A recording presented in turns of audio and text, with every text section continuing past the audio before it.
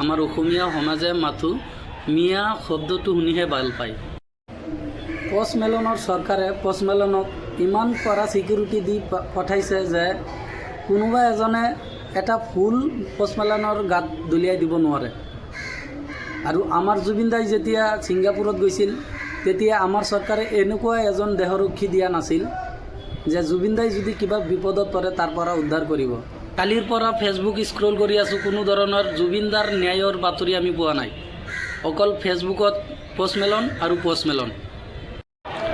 জুবিন দাই যদি মাজে সময়ে অলপ চলপ মদ খাই আহি ষ্টেজত গীত পৰিৱেশন কৰিছিল তেতিয়া কিছু সংখ্যক অসমীয়াই জুবিন দাক মদাহী বুলি আখ্যা দিছিল। আৰু আজি ইমান টকা খৰচ কৰি পেলাই পষ্টমেলনৰ শ্ব' চাব গৈছে মানুহে, য'ত নেকি পষ্টমেলনৰ ষ্টেজত উঠি মদ খাই আছে, চিগাৰেট জ্বলাই আছে, মানুহৰ মুখত থু পেলাই আছে, আৰু সেইটো চাই আমাৰ অসমীয়া সমাজে হাত চাপৰি দি আছে। পষ্টমেলনৰ গীতত মানুহে নাচি আছে, চিঞৰি আছে, য'ত নেকি 80% মানুহে গমেই পোৱা নাই কি গাই আছে, বুজিয়েই পোৱা নাই, তথাপিও নাচি আছে, চিঞৰি আছে। এইটো হ'ল আমাৰ অসমীয়া সমাজ। 3 মাহ হ'বলৈ গৈ আছে, এতিয়ালৈকে জুবিন দাৰ ন্যায় পোৱা নাই আমি। আৰু এতিয়া আমাক ফূৰ্তি আমোদ কৰিবলৈ পষ্টমেলন লাগে। ফূৰ্তি আমোদ কৰাটো সকলোৱে বিচাৰে, কিন্তু তাৰ আগত আমাৰ জুবিন দাৰ ন্যায়টো লাগে। জুবিন দাৰ ন্যায় নোপোৱাকৈ কেনেকৈ মানুহে পষ্টমেলনৰ শ্ব' চাবলৈ গ'ল? এইটো জুবিন অনুৰাগী হ'ব নোৱাৰে।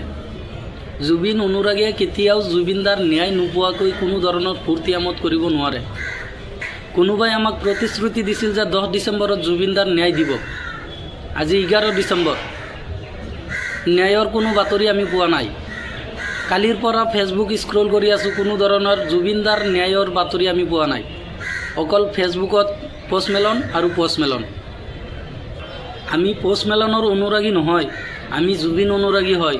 যেতিয়ালৈকে জুবিন দাৰ আমি ন্যায় নাপাওঁ তেতিয়ালৈকে আমি কোনো ধৰণৰ ফূৰ্তি আমোদ কৰিব নাযাওঁ। জুবিন দাৰ ন্যায়টো আমাৰ ইম্পৰ্টেণ্ট, জুবিন দাৰ ন্যায় লাগে আমাক।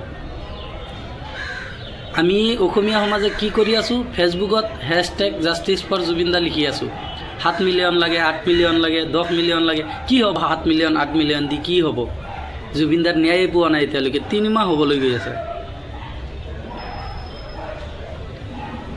এইবোৰ কথা আমাৰ অসমীয়া সমাজে কেতিয়াও নকয়। আমাৰ অসমীয়া সমাজে মাথো মিয়া শব্দটো শুনিহে ভাল পায়। কোনোবাই মিয়াক গালি পাৰিছে, ভাল কাম কৰিছে, কোনোবাই মিয়াক অত্যাচাৰ কৰিছে, ভাল কাম কৰিছে, কোনোবাই গছ কাটিছে, কোনোবাই পাহাৰ কাটিছে, কোনোবাই অভয়াৰণ্যৰ জীৱ জন্তুকেইটা বহিৰাগত ৰাজ্যত বিক্ৰী কৰিছে। সেইবোৰ চাই কেনে আমাৰ অসমীয়া সমাজে ভাল পায়। কিন্তু জুবিন দাৰ ন্যায়ৰ কথাটো আমাৰ অসমীয়া সমাজে পাহৰিলেই। জুবিন দা বিদায় লোৱাৰ 15 দিনমানত এনেকুৱা এটা পৰিৱেশ আছিল যে জুবিন দা নোহোৱাকৈ অসম নচলে। অসমীয়া মানুহে জুবিন দা নোহোৱাকৈ জীয়াই থাকিব নোৱাৰে, আৰু আজি সেইটো পাহৰি গ'ল। পষ্টমেলনৰ চৰকাৰে পষ্টমেলনক ইমান কৰা ছিকিউৰিটি দি পঠাইছে যে কোনোবা এজনে এটা ফুল পষ্টমেলনৰ গাত দলিয়াই দিব নোৱাৰে।